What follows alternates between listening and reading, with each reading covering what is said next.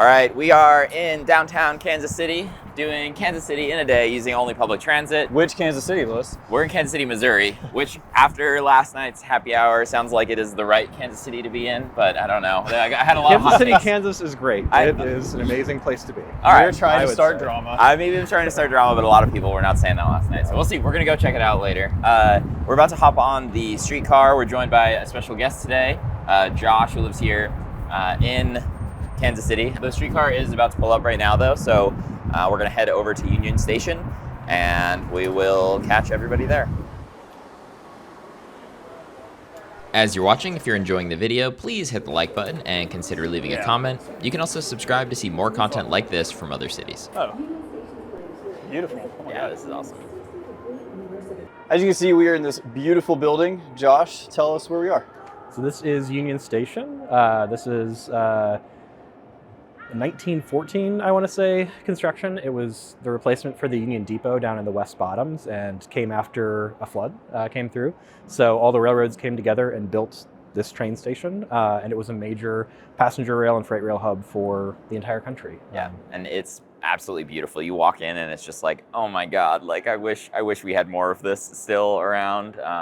It's depressing to think that we lost all of this. Yeah, absolutely. And I mean, in some conversations last night with folks, it sounds like we almost lost this too at a certain point. I mean, there's some images, and if you're watching, we'll put it up, where, I mean, the building was in such bad shape that, I mean, there were pieces of the ceiling falling in. They actually had to install like a dome for folks to be able to walk through to be able to board trains, which is... Yeah, you know. and you would board outside of this building and not even wait in here. At some point, it got so bad. Compare this to Dallas's Union Station.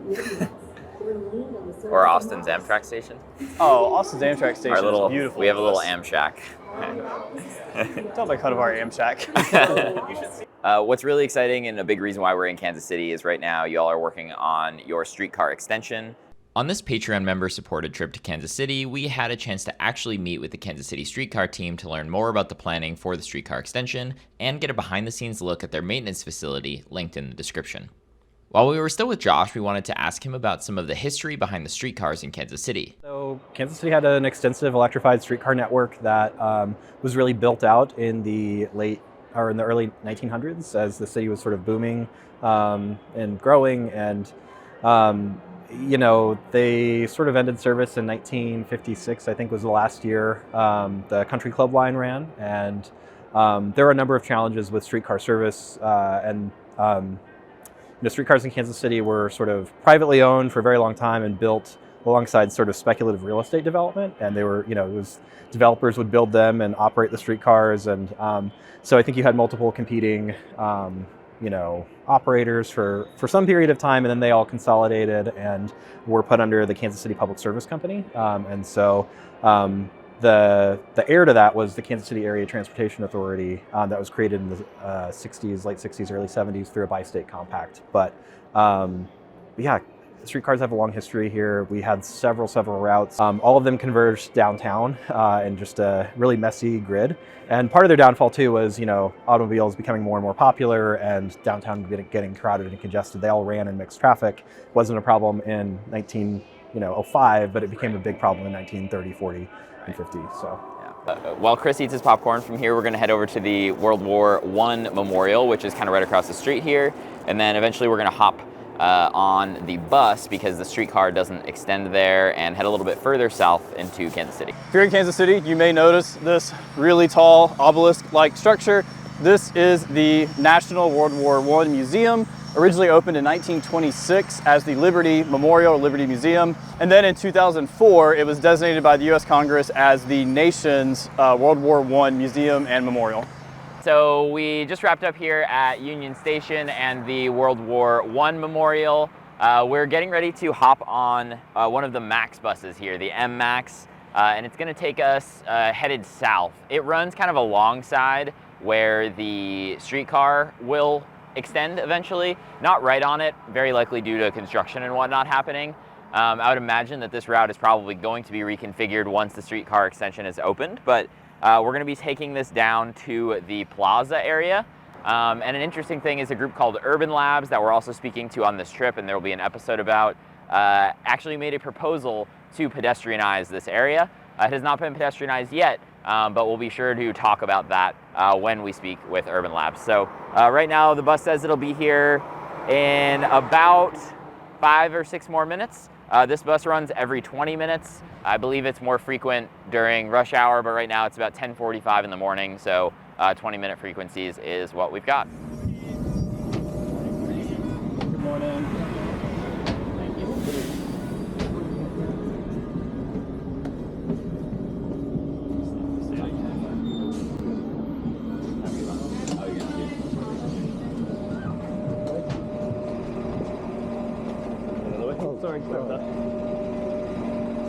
The Cheesecake Factory is right on the Max line, so I think City Nerd would likely approve of the location. Very transit-oriented Cheesecake Factory, similar to in Houston. We had a transit-oriented Cheesecake Factory in Houston too. All right, so we made it to the Plaza area. Again, we heard a lot about this last night, and one of the interesting things that they had mentioned was the person who designed this had been on a trip to Spain and took the inspiration from that trip, and it is very apparent here as you're walking around. We're not getting very Midwesty vibes. We're getting very European vibes. No, this person went to Spain and said, oh, I really missed that really walkable city that I was in. You know what? We should recreate it and add a shit ton of parking. Mm-hmm. Yes. So this was created, opened in 1923, and it's considered to be the first or one of the first kind of suburban shopping centers in the United States. Yeah, a lot of the parking is kind of hidden around. It's a really beautiful area. And Kansas City is known for, I think, a lot of its architecture, a lot of Art Deco, and this is definitely not Art Deco, very Spanish, but it's really pretty. And it may not fit in with the rest of the city, but the street grid is pretty well integrated with the surrounding neighborhoods. Yeah. And there's a lot of development around this. Yes. So even though it may be a little bit of a mismatch, it feels really comfortable just walking around it. Yeah. And I mean, to be clear, it is a mall. Like, it'd be nicer to have some more local shops here. I'm sure there are some mixed in, but it's just like funny. You have like the nicest looking Cheesecake Factory anywhere with this like ornate fountain and lots of other shops you'd see in a mall. But and there's a ton of parking. It's now mostly hidden. Yeah. Either above or below ground, but interested to see the future of this though, and if Urban Labs and the city of Kansas City are able to pedestrianize at least a portion of this. I think that'd be a huge win.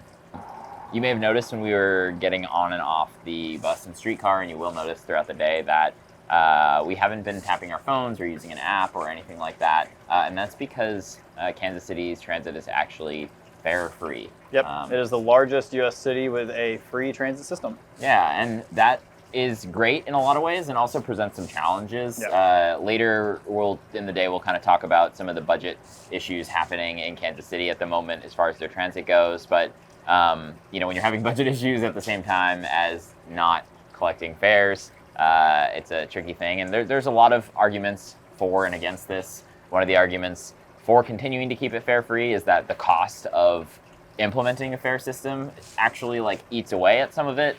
Although, while I do think there is a cost associated there, having some revenue to play with, there might be a higher upfront cost to set it up initially again. Yeah. But that's going to go down over time. You'll mostly pay off that cost over time. What was also really nice to see on the bus that we took from Union Station to the Plaza is that the bus was pretty full. Right. A lot of riders, and I guess the best way to say this, a diverse ridership. Yeah.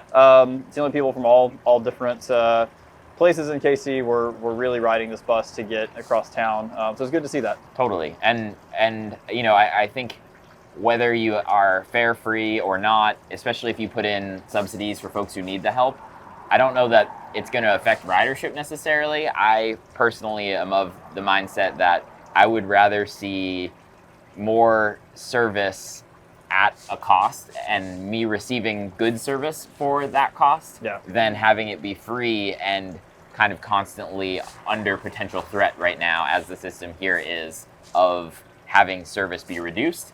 And it's hard because you can't necessarily like, oh, you're reducing service, but like, what do you expect? It's free can be an easy mentality to fall into here. So when filming this in early March, KCATA was under threat of needing to cut service due to budget constraints.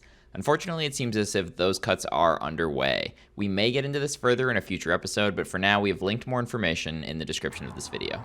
It's a really beautiful area. I think what would make this a really cool neighborhood would be if the second floors or even third floors of these buildings were residences. Totally. Make it a little more lively. Yeah. You've never seen a Fogo de Chao that looks like that. Wild. So we just walked around the Plaza area, very nice. We're going to hop over to the Nelson Atkins Museum of Art, which is a famous art museum here in Kansas City. We're gonna get there by jumping on the bikes and then heading over toward the university. If you're in KC and you want to use the bike, there is an app called Ride KC Bike. You download this, it will tell you where the bike stations are and how many bikes are there. The really cool thing about the KC bikes is that these are all electric. So I have found one. I am going to hit scan it there, gets me the trip options. It allows me to unlock for $1 and then 25 cents per minute. Interesting system where instead of having a dock, these locks are mechanical. And when you unlock it, it just unlocks this back wheel here. It's like a round kind of clip that goes in and locks it. And then you'll just lock it again to one of these stations again in the future. Yes. No bike lane right here, which is unfortunate, but it looks like there's a nice trail off to our left here that is probably like kind of the destination of this. We talked to some folks, or I talked to some folks yesterday at the bar who said that the city is improving some of their bike infrastructure. There are a couple of nice routes, but still plenty of work to do.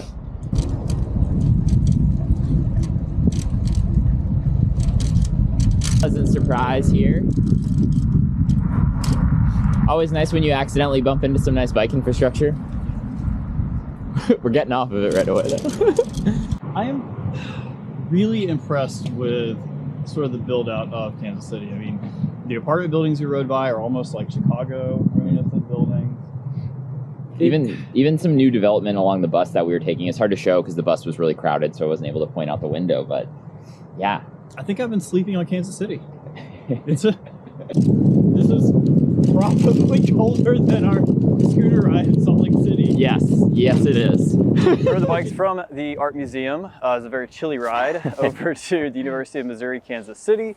This is a research university that was founded in 1933 and currently has a student population of about 15,300. And what's really nice is the current streetcar extension is going to end right here. Yeah. Pretty far south, and like this isn't the best view over this building by the field house, but like there's a lot of development off campus. That's kind of in the direction of the Plaza area we were at earlier. I mean, this is a dense part of town, and it shows in the ridership of the bus that we were on. It absolutely does. Yeah. And it also really bodes well for the streetcar. Yep. I think it'll be a pretty well used line. Yes. So this is the southern terminus of the streetcar extension. They have been testing streetcars on this even while we've been here. Basically, it looks ready to roll and will be opening later this year, which is really exciting. Obviously, we've talked about the university being right here. There's also definitely some new development that's happened, very likely spurred from this. You've got a grocery store with apartments and whatnot on top of it. There's also a parking garage and some open space that I'm sure is being held right now and could very easily be redeveloped in the future with the streetcar coming right to potential front doors of folks here. So exciting to see it. So we walked from the southern terminus of the new extension of the streetcar down a trail that is actually a historic streetcar line. It's really cool. It's like a linear park and trail system that continues on into South Kansas City. We stopped here at the Country Club station. Is a historic station spot. I thought there was like a little gazebo. There's just a placard, but It's still cool to see where the old stop used to be. Right now we're waiting to get back on the main Max bus. We're gonna head south towards the Brookside neighborhood. We were coming down here and I was like, we need to hurry up and cross the street and we'll record talking about the little station from over here because there was a bus in what is now probably 5 minutes and then the next one's not for like almost half an hour. And it's too cold to sit around and wait for half an hour. It's a little chilly. Yeah. So fingers crossed that we'll get a bus here in a couple minutes. We'll be down in the Brookside neighborhood. We might pop in somewhere and get a little coffee and we will update you from there.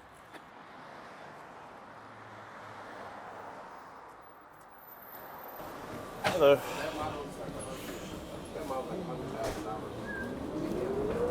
Woo! She's on schedule. We've been.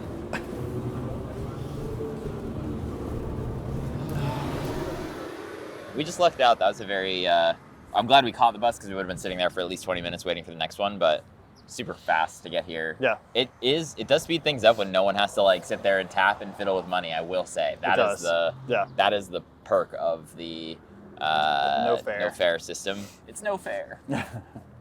All right. There's no reason to go to Europe. You can just go to Kansas City and experience Seville, Spain, or Tudor, England. Yes. You love to see a place have their own little branded bike racks. This is like a little mini neighborhood, like downtown center in a neighborhood. Like a neighborhood center, town center kind of thing. Yes, and it's like what is lacking in so many like areas outside of downtowns in the US everywhere. Like we have all these sprawling suburbs with nothing that looks like this. We have instead giant Walmarts with super huge parking lots that then lead to more giant big box stores with super huge And here's a neighborhood lots. with wide sidewalks and, I mean, street parking, sure, but wide sidewalks and some sidewalk cafe spaces. Right. It's really nice. Yeah, absolutely. From here, we're gonna kind of walking to the east right now, down 63rd Street. We're gonna catch a bus back north towards Kansas City. There is a bus that runs east-west on the 63rd Street. That is kind of just a crosstown route. It is only hourly though. We missed the hourly one by a few minutes. We're not gonna stand here waiting for an hour. So instead we're gonna walk a mile and we're hopefully gonna then catch the 25 bus, which is a every half an hour route. If Chris and I walk fast, which we're known to walk fast, we'll be able to catch it. So this will be our first bus that is not one of the max routes. The max routes generally run a little bit more frequently. So we're gonna walk a little bit quick here and hopefully catch this bus on time. We're not running for buses today. They wanted to make us run. We were like, nah, the bus is pulling up right now. While we have a second here. Very nice bus stop. One of the other Max buses stops here. But this will be our first non-Max bus experience. We're getting on the 25, which is right there. Sorry. How are you?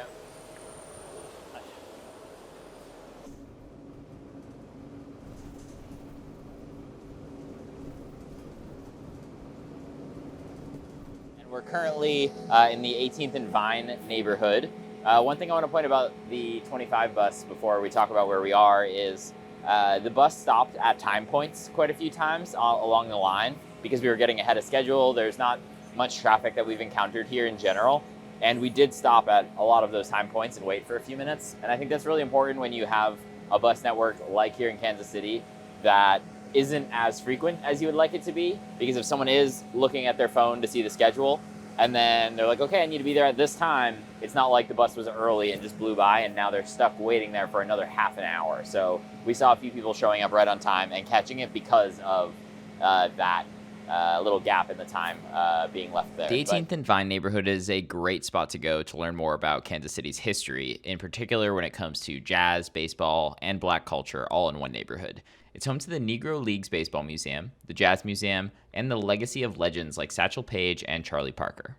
Our timing luck has finally run out a little bit. Womp womp. Yeah, this not too bad, but we've been kind of killing time already here. We still have probably another 7 or 8 minutes, but about a 15-minute-ish wait for the 18 bus, which we are going to pop on to get back into downtown Kansas City, Missouri. And we're going to transfer onto either the 101 or 106 to then go the rest of the way over to Kansas City, Kansas. So, yeah, we'll see you in Kansas, though. You're not in Kansas anymore, Toto. Not the. We're not in Kansas yet, Toto. Right. I guess on the way back, I should have said that.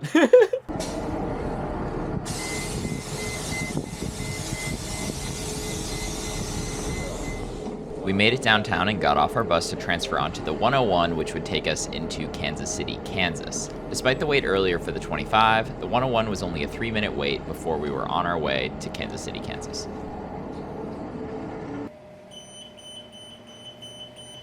So we couldn't come to the area with only seeing one KC. So now we are at KCK, yes, which is Kansas City, Kansas.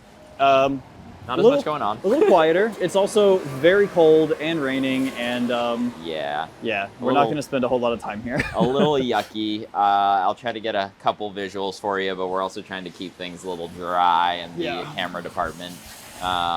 Yeah, I'm glad we made it over here. Interesting to point out, though, that the KCATA does operate on both sides of the border here. So that's not something you see every day necessarily, that the same transit agency crosses state lines. But in this case, it makes a lot of sense that it does. So even transit agencies around New York, it's rare that they really operate too far into the other district. So it's cool to see it here. Yep.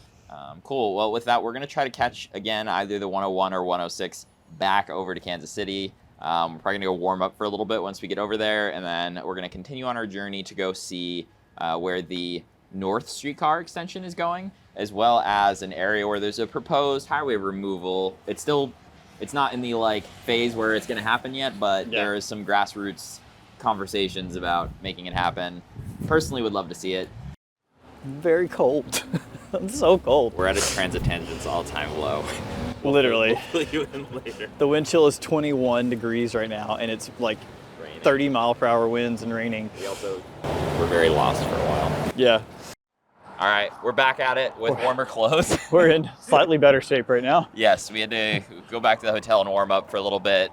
The temperature has dropped from around 65 degrees this morning to around 39 or 40, and the wind chill is about 20 to 17 degrees. Yes, not great. We didn't have a lot to show you, but we struggled kind of getting back from the Kansas side of Kansas City.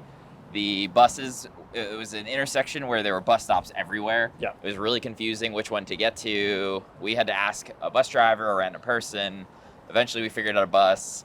It was like another 10 minutes. We were sitting there waiting in the cold and wind. Then it seemed like the bus wasn't going to show up. Yeah. It disappeared on the map. we almost gave up, but I had Uber pulled up just in case. Yes, and I was like, no, like we're gonna be transit tangent stuff. we almost did it. We almost weren't transit. Lewis says transit tangent's tougher than me. Yes, it did show up, and we did make it back here. So we're not gonna catch the streetcar though to the River Market area, and we'll pick it up from there. Before checking out River Market, we wanted to catch a glimpse of the northern extension to the Kansas City streetcar. Despite the weather, we walked up onto a bridge and took a look. All right, it's pretty miserable out, but we walked across this highway bridge to show you the streetcar line. You can see some of the tracks are already down. Some of them are still being laid. There's a lot of new development all the way along here, which is great to see. And this is the northern extension. At the far end of this is the soccer stadium. So you've got the women's soccer stadium, lots of new development, and all of this will funnel into the existing line downtown and then go way south to where we were earlier in the day at the university.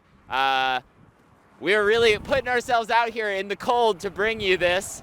And if you think us standing on this bridge to bring you and show you exactly what's going on here is worth it to you, if you want to throw $5 on our Patreon, we would very much appreciate it. If you haven't liked this video or subscribed, those are both also great ways to help support the show.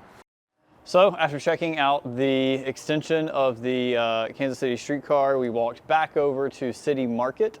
This is a really awesome area. On the weekends, it's full of vendors, produce markets, and it's sort of surrounded by all of these little restaurants, coffee shops, and other really cool shops. The City Market dates back to around 1857 and was one of the original sites of Kansas City. So really cool historic place to check out. While we were on the streetcar on the way over here, we actually crossed over the North Loop section of the highway. So if you look at a map of Kansas City, there's a ton of highways all around it, and famously there is kind of a square around the downtown area that really breaks it up from the rest. And when you look at old historical satellite view of the area, it is insane what was demolished to build these highways to begin with. Some of the locals here shared with us that there was this really cool survey done in the 1940s where every single property in all of Kansas City had its photo taken in 1940 with a man standing in front with a numbered sign on it. And you can actually go today and look at a map and click around and see what used to be in some of these areas, including where the highways used to be.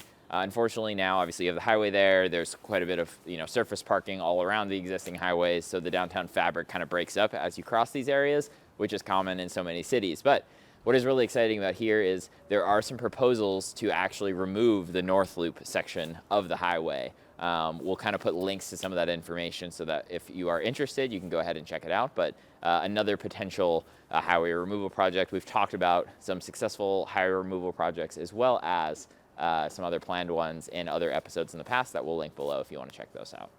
It's been a journey today, a bit of a very cold Kansas City in a day using only public Started transit. out 60 something degrees. It's now like close to 30, and the wind chill is around, I don't know, 15-ish. It's cold. It's cold. I was saying that my hands feel fine, but it's because I can't feel them anymore. We've had a really nice time in Kansas City in general. We had a really warm welcome with our happy hour event and everything. So thank you to everyone who came out to that event and gave us a lot of ideas to do today. Way too many ideas, frankly, because it's impossible to hit everything in a day. I think overall we were pretty surprised at how big Kansas City was. I'm very surprised at the size of Kansas City, at the density of a lot of the neighborhoods, at the beauty of a lot of the architecture. Like seeing the Union Station was... It was amazing. It's amazing. That was a highlight for sure. It was, or like early in the day, but I also think I got slowly jaded throughout the day as to how cold it was. I got my popcorn. It was awesome. Yeah. Yes. I started the day full of hope. Yes. As far as the transit goes, I mean, we got lucky, I will say, for the first half of the day. The Max buses seem like those actually run a pretty good service. We were seeing them at 20-ish minute frequencies, which I'm being generous with the word good there. In the morning and in the evening, it seems like they run at slightly higher frequencies than that. But in general, those seem like the more reliable lines. Yep. The additional buses after that start to become a little bit more of a crapshoot when you're talking every half an hour, every 45 minutes, or every hour long. Yeah, coming back from 18th and Vine, we had a longer wait than we anticipated for that bus. And then what really sort of took a turn was when we decided to venture into Kansas City, Kansas. Mistake. Everyone in Missouri told us not to go. Yeah. But we had to check out we had to check out the other Kansas City. And then that was when the weather also took a turn and we got stranded for a minute. The signage, very confusing. It was raining harder. It was windier. Yes. We were tired.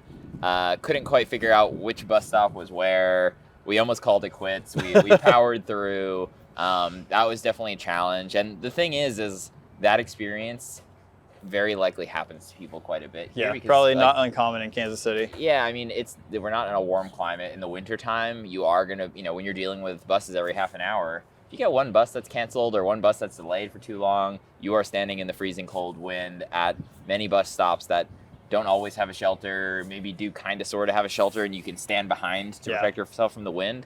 But frankly, like that sucks. Like that's not fun. Yeah. So work to be done. And unfortunately, we explained a little bit earlier on about the funding cuts and whatnot that are coming to KCATA. And those frequencies are not, unfortunately, going to be improving anytime soon. Yeah. So hopefully the city can figure out a way to keep those funded, or at least maybe we can bring those back. Maybe they can introduce a fared structure. We'll see, because all in all, I think our experiences in Kansas City were pretty positive. Again, a couple issues here and there, but for the most part, we got around fine. Yeah, and I will say, like, the streetcar, 2 thumbs up. I mean, so it's weird because it's so short. I kind of came into this assuming it's like a novelty thing and no one was going to be using it. But even at its short length right now, before the extensions, there's been people on it, there's been people on it every single time, and like quite a few people on it. It has good ridership. It does get you across town quickly and pretty efficiently. And when it finally extends from the soccer stadium all the way to UMKC, it's going to be a really valuable asset to the city. And I think it's going to get a lot more usage. Yeah, and I mean, we're seeing a lot of development along those extensions as well, which is also going to boost with ridership and help with ridership. And hopefully can, when those extensions open, it also may relieve some pressure from the bus system so that the funding can be, kind of allocated where it needs to be, because for KC Streetcar and the buses are different systems that work really well together, but are independent of each other. So different funding mechanisms. Yeah. Yeah. So with all that being said, I think we're going to wrap it up so we can catch the trolley or the streetcar that I think is about to come around the corner, and to get dinner and try out some KC barbecue. If you like this episode, please make sure to like and subscribe. Also, if you want to support us, we have our Patreon where you can catch episodes early and additional content. But with all that being said, thank you all so much for watching this episode from Kansas City, and enjoy the rest of your Transit Tangents Tuesday. Yeah, I'm saving that dough. Public transit's where it's at. Watch me go.